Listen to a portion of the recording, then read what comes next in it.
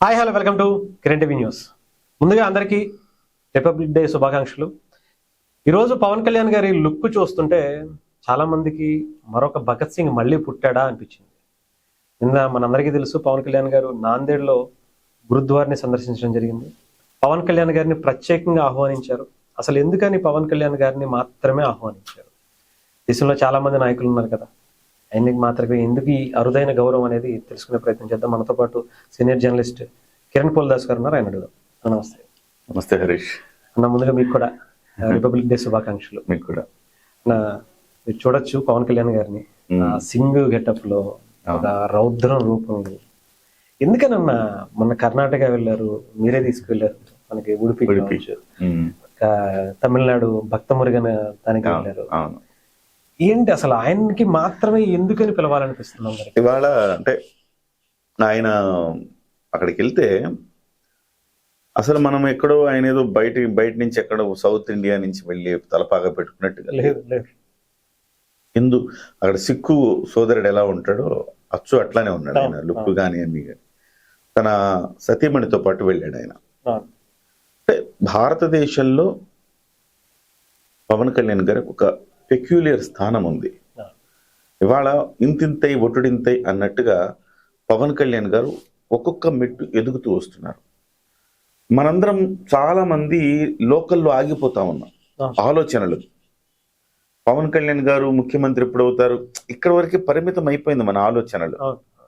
కానీ అంతకు మించి ఆలోచనలు ఎందుకు చేయకూడదు అని ప్రతి సందర్భంలో పవన్ కళ్యాణ్ గారు గుర్తు చేస్తా ఉన్నారు. సో ఇవాళ ఆయన వాస్తవానికి ఆయన ఏమన్నా తలలు పండిన రాజకీయ యోధుడు కాదు, దశాబ్దాల అనుభవము లేదు ఆయనకి. పార్టీ పెట్టి 2-3 సార్లు అధికారంలోకి వచ్చిన పరిస్థితి లేదు. ఈ మధ్య కాలంలో పార్టీ పెట్టాడు. 2013లో పార్టీ పెట్టినా కూడా పార్టీ నిజంగా పోటీ చేసిన 2019లోనే. 2013లో పార్టీ పెట్టినా పెద్దగా లెక్కలో లేదు అది. 2014లో అయినా వేరే వాళ్ళకి తెలుగుదేశం పార్టీకి సపోర్ట్ చేశారు, బీజేపీకి సపోర్ట్ చేశారు. 2019లో వేరే వాళ్ళు అయితే నాకు తెలిసి రేపు మాపో విజయ్ లాంటి అయినా కానీ ఒకసారి అలాంటి పరాభవం ఎదురైతే పారిపోవటం ఖాయం. కానీ పవన్ కళ్యాణ్ గారు 2019లో 2 స్థానాల్లో ఓడిపోయి, కేవలం పోటీ చేసిన అన్ని స్థానాల్లో ఓడిపోయి ఒకే ఒక్క వ్యక్తి గెలిచి, ఆ వ్యక్తి కూడా వైసీపీ సంఖలు దూరితే వేరే వాళ్ళు రాజకీయం చేయగలుగుతారు? అసలు గట్సీ ఫెలో.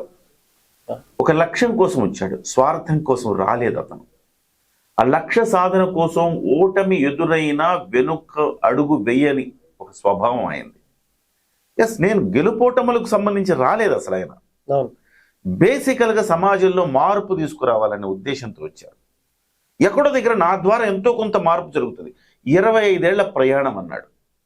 సో 2013లో ఆయన పార్టీ పెట్టినప్పుడు 25 ఏళ్ల ప్రయాణం అన్నాడు. 25 ఏళ్ల ప్రయాణం అంటే దాదాపుగా 48 దాకా, ఇంతేనా? Subject correction. 13 ఒక 25, 23, 33, 38. సరే, 25 ఏళ్ల ప్రయాణం అంటే దాదాపు 2038 అనుకోవాలి. అంటే అప్పటి వరకు ఆయన ఫలితం ఆశించకుండా కష్టపడాలని వచ్చాడు. భగవద్గీతలో శ్రీకృష్ణుడు ఏం చెప్పాడు? నీ పని నువ్వు చెయ్యి, ఫలితం ఆశించకు, చిత్తశుద్ధితో నీ పని చేయి, నీ ప్రయత్నంలో ఉండద్దు.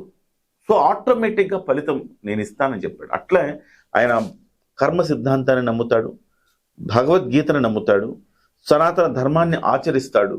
కాబట్టి ఆయనకి ఇవన్నీ తెలుసు. ఆయన నిష్కల్మష యోగి అని చెప్తాను నేనైతే. కల్మషం లేని ఒక యోగి లాంటి వ్యక్తి పవన్ కళ్యాణ్ గారు.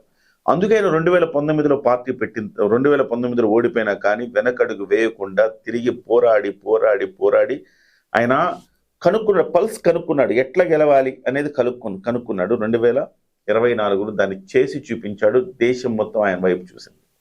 ఇవాళ మనము ఎంతసేపటికి రాష్ట్రానికి ముఖ్యమంత్రి ఎప్పుడైతాడు, పవన్ కళ్యాణ్ గారికి పలానా దాంట్లో ఫోటో వేసారా, పలానా దాంట్లో ఫోటో వేయలేదా, ఆయన ఆ శిలాఫలకం మీద ఆయన ఫోటో ఎందుకు వేయలేదు, ఇవే మనం కొట్టుకుంటున్నాం. ప్రోటోకాల్ ప్రకారం పవన్ కళ్యాణ్ డిప్యూటీ సీఎం కదా, ఆయన ఫోటో కార్యాలయాల్లో ఎందుకు పెట్టట్లేదు?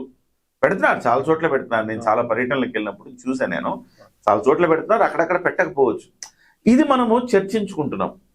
మనం చాలా లోకలైజ్డ్ గా చర్చించుకుంటున్నామని అనిపిస్తా ఉంటది ఇట్లాంటి సందర్భంలో. లేదు, పవన్ కళ్యాణ్ గారు లోకల్ కాదు, నేషనల్, జాతీయ సంపద పవన్ కళ్యాణ్ గారు అని అప్పుడప్పుడు చెప్తా ఉంటాం కదా మనం. పవన్ కళ్యాణ్ గారు ఒక జాతీయ సంపద. ఎప్పుడు చూడండి ఈ రాష్ట్రంలో ఏ పొలిటీషియన్ అయినా జై హింద్ అనే మాట అనకుండా ఆయన ప్రసంగం ఉండదు, జాతీయ భావన లేకుండా ఆయన ప్రసంగం ఉండదు.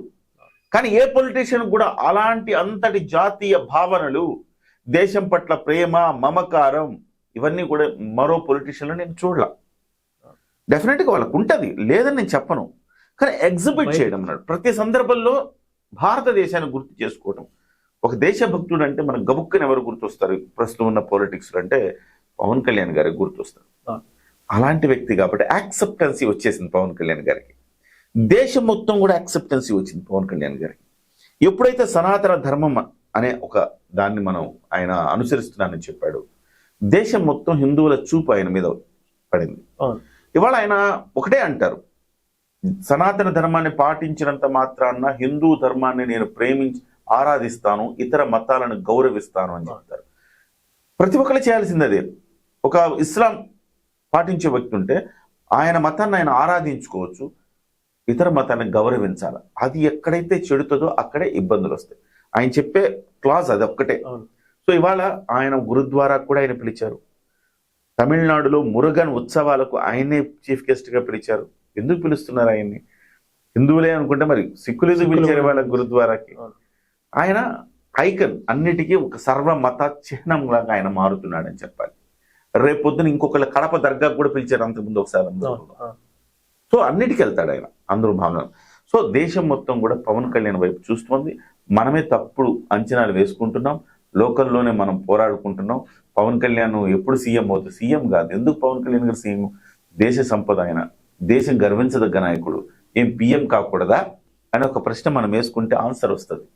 ఇవాళ కాకపోవచ్చు పిఎం అవుతాడా అంటే చాలా మంది లెక్కలేసి టక టక టక టక టక లెక్కలేసి సీట్ లెక్కలు 2 ఎంపీ స్థానాలు ఉన్న వ్యక్తి ఎట్లా అండి పిఎం అవుతాడు? కనీసం లాజిక్ ఉందా మీకు? ఎట్లా చెప్తారు మీరంటే, అరే దేవగౌడ ఎట్లా అయ్యాడయ్యా, ఐకే గుజరాల్ ఎట్లా అయ్యాడయ్యా ప్రధానమంత్రిగా? ఏ సౌత్ ఇండియా కోటా లేదా? సౌత్ ఇండియా ఎప్పుడు నార్త్ ఇండియా వాళ్ళే అవుతారా? రేపు పొద్దున బీజేపీకి కొన్ని సీట్లు తగ్గి బీజేపీ సొంతంగా అధికారంలోకి రాలేని పరిస్థితి ఉంటే ఎన్డీఏ పక్షాల్లో ఒక సౌత్ ఇండియా నుంచి ఒక మంచి లీడర్ని, దేశం పట్ల భక్తి మమకారం ఉండే ఒక లీడర్ని చెయ్యాలి అని అనుకుంటే ఎవరు గుర్తొస్తారు మీకు? ఇంకా చాలా కీలకమైన అంశం చెప్తున్నా. ఆర్ఎస్ఎస్ కూడా పవన్ కళ్యాణ్ వైపు చూస్తా ఉంది. ఆర్ఎస్ఎస్ అంటే ఇప్పుడు మీరు క్రికెట్ చూడండి, చాలా మందికి అంటే క్లియర్ కట్ గా చెప్తున్నాను, కొంచెం ఇన్డెప్త్ చెప్తున్నా. క్రికెట్ చూడండి, క్రికెట్లో సమకాలీనులు ఉంటే 35 ఏళ్ల వాళ్ళు ఉంటే, సో ఈయన తర్వాత ఎవరిని కెప్టెన్ అంటే 34 ఏళ్ళ వ్యక్తిని చేయరు కెప్టెన్ గా. ఎందుకంటే చేస్తే మళ్ళీ నెక్స్ట్ అయిపోద్ది కదా టర్మ్. 25లో 26లో ఉండేవాడిని కెప్టెన్ గా రెడీ చేస్తుంటారు. వాడు కనీసం ఒక దశాబ్ద కాలం కెప్టెన్ గా పనిచేస్తాడు కాబట్టి. అట్లా ఇవాళ ప్రధానమంత్రిగా నరేంద్ర మోదీ కాకపోతే ఎవరు అంటే నితిన్ గడ్కరీనా లేకపోతే రాజ్నాథ్ సింగ్, ఇట్లా కాకుండా నెక్స్ట్ తరాన్ని ఇన్స్పైర్ చేసేవాళ్ళు ఎవరంటే ఒక యోగి ఆదిత్యనాథ్ గారు.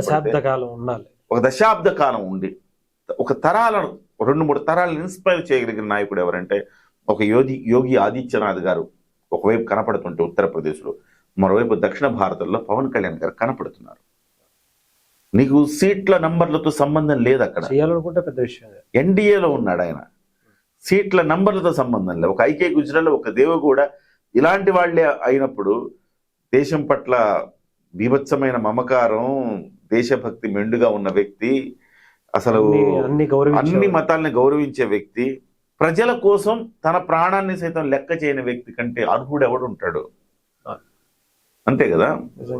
అక్కడెక్కడో పెహల్గావ్లో దాడి జరిగితే అమ్మ బాధ్యత మాదే అన్నాడు.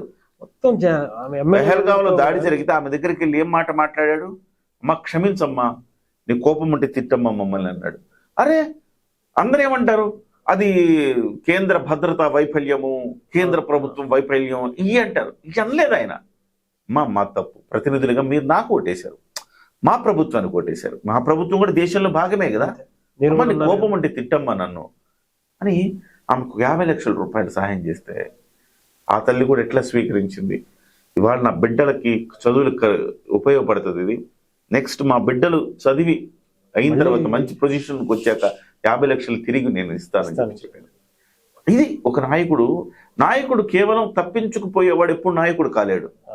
నాయకుడు తప్పును జరిగినప్పుడు కూడా తప్పు జరిగింది, నన్ను క్షమించండి అడిగే ధైర్యం ఉన్నవాడే నాయకుడు అవుతాడు. అలాంటి నాయకత్వ లక్షణాలు పవన్ కళ్యాణ్ గారికి పుష్కలంగా ఉన్నాయి.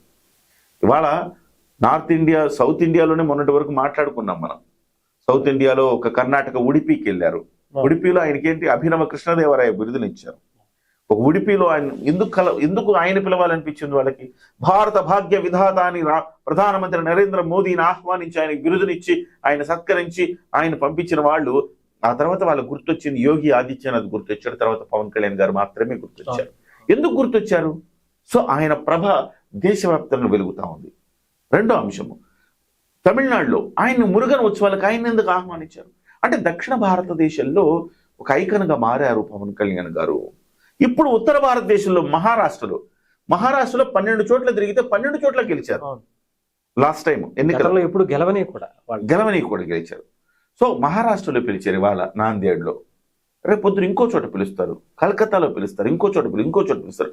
హీఈస్ ఐకన్, ఇవాళ ఐకానిక్ ఫిగర్, పొలిటికల్ ఫిగర్. ఎలా ఉండాలి అందరి యాక్సెప్టెన్సీ వస్తోంది పవన్ కళ్యాణ్ గారికి. ఇది మెయిన్. రేపు పొద్దున ప్రధానమంత్రి అని అనగానే ఎవరండి అతను అనే పరిస్థితి లేకుండా అందరి యాక్సెప్టెన్సీ వచ్చింది. కాబట్టి అతిశయోక్తిగా ఉండొచ్చు, కానీ అతిశయోక్తి కాదు. నేను లాజికల్ గానే చెప్తా ఉన్నాను. బహుశా భవిష్యత్తులో భావి భారత ప్రధాని కాగలిగిన అర్హతలు, లక్షణాలు పవన్ కళ్యాణ్ గారికి ఉన్నాయి డెఫినెట్గా. కాబట్టి పవన్ కళ్యాణ్ గారికి ఇలాంటి అవకాశాలు, ఇదంతా ప్రజలు యాక్సెప్ట్ చేస్తున్నారు మిమ్మల్ని అని చెప్పడానికి ఒక ఉదాహరణలుగా చూడాలి. ఇక్కడ మనం చాలా ఆయన మాత్రమే. ఇవాళ చంద్రబాబు నాయుడు గారు నిజంగా విజనరీ. చంద్రబాబు నాయుడు గారు ఎప్పుడు రాష్ట్రం మీదనే ఆయన దృష్టి అంతా ఉంది. ఆయన గొప్ప లీడరు. రాష్ట్రం మీద ప్రధానమంత్రి అవకాశం వచ్చిన ఆయన తీసుకోలేదు ఆ రోజుల్లో. ఎందుకంటే రాష్ట్రం అవసరం ఉంది, ఇక్కడ రాష్ట్రంలో ఉండాల్సిన అవసరం ఉండిందని. ఈయనంటే రాష్ట్రంలో చంద్రబాబు నాయుడు గారు ఎలాగో ఉన్నారు, ఆయన విజనరీ లీడర్. మన అవసరం రాష్ట్రం కంటే దేశంలో కూడా మన అవసరం ఉంది కదా అన్న ఒక భావనలో బహుశా పవన్ కళ్యాణ్ గారు కూడా ఉన్నారేమో అని నాకు అనిపిస్తా ఉంది. మీకు సౌత్ ఇండియాలో ఇంకెవరు చూడండి లీడర్, వేళ్ల మీద లెక్క పెట్టగలిగే వాళ్ళు కూడా లేరు. ఒకే ఒక లీడర్, అందులో ఇంక వేరేది ఏం లేదు. కాబట్టి పవన్ కళ్యాణ్ ఇవాళ మరొకసారి చెప్తున్నా జాతీయ సంపద. అంటే చాలా మంది, నేను ఒక మాట లాస్ట్ వరకు, చాలా మంది ఏమనుకుంటారంటే పవన్ కళ్యాణ్ గారిని మన ఆంధ్రప్రదేశే కదా, ఇక్కడ తగ్గిస్తే సరిపోద్ది అనుకుంటారు. బట్ ఇక్కడ ఎంత తగ్గిద్దామన్నా పెరుగుతుంది. పైగా పక్క రాష్ట్రాల్లో దేశం మొత్తం ఆయన ఖ్యాతి పెరుగుతుంది. ఇంకా మనం ఆయన ఆపలేమేమో అనుకునే వాళ్ళకి కూడా ఇది మింగుడు పడదేమో అనిపిస్తుంది. అంతే కదా. అనుభవం లేదంటే ఇవాళ అనుభవం లేకపోతేనే ఇంత చేస్తే, నిజంగా అనుభవం వస్తే ఇంకెంత చేస్తారండి. అంటే ఇక్కడ అదో నిన్న చిరంజీవి గారి మీటింగ్ లో కూడా మన వాళ్ళు మనకి ఎప్పుడు లోకమే, పక్కన వాళ్ళే అని చెప్పి వినాయక్ అనిపిస్తుంది. అంత గొప్ప మాటలు చెప్తే చప్పట్లు కొట్టలేదంటే మైండ్ ఆబ్సెంటా లేకపోతే ఇంకేంటనే ఆయన కోపం వచ్చింది. మన వాళ్ళ గురించి మనం చాలా మంది చూస్తుంటా. హరీష్ చిరంజీవి గారి మీద కోపంతో, లేకపోతే పవన్ కళ్యాణ్ గారి మీద కోపంతో విజయ్ని అభిమానిస్తారు, అజిత్ని అభిమానిస్తారు. సిగ్గు శరం ఉండద్దు. మన రాష్ట్రంలో పుట్టి మన తెలుగు వాళ్ళు అయ్యింది, మన తెలుగు వాళ్ళు మనం అభిమానించుకోకుండా పక్కనాడు గురించి మనం చెప్పుకోవటానికి. కాబట్టి పవన్ కళ్యాణ్ అనే వ్యక్తి ఒక జాతీయ సంపదగా మారిపోయారు. ఇవాళ ఎక్కడ ఏ ప్రాంతాల్లో అడుగు పెడితే ఆ ప్రాంతాల్లో పవన్ మానియా ఉంటుంది. ఆయన తమిళనాడుకి వెళ్తే ఒక తమిళియన్ లాగా మారిపోతున్నారు, కర్ణాటక వెళ్తే లాంగ్వేజ్ మాడతారండి. ఆయనతో ఉన్న ఒక అడ్వాంటేజ్ ఏంటంటే అందరికి, మహారాష్ట్ర వెళ్తే మరాఠీ మాట్లాడుతున్నారు, కర్ణాటక వెళ్తే కన్నడ మాట్లాడారు, తమిళనాడు వెళ్తే తమిళ్ మాట్లాడారు. సో ఇన్ని లాంగ్వేజ్ వచ్చిన వ్యక్తి, ఇంత యాక్సెప్టెన్స్ ఉన్న వ్యక్తి తమిళనాడు, సౌత్ ఇండియాలో ఎవరైనా ఉన్నారా? లేరు. మీరు దయచేసి మీరు కూడా కామెంట్ చేయండి, మీ అభిప్రాయం ఏంటి అనేది ఖచ్చితంగా. రైట్ అన్న, థ్యాంక్ యూ అన్న, థ్యాంక్ యూ సో మచ్.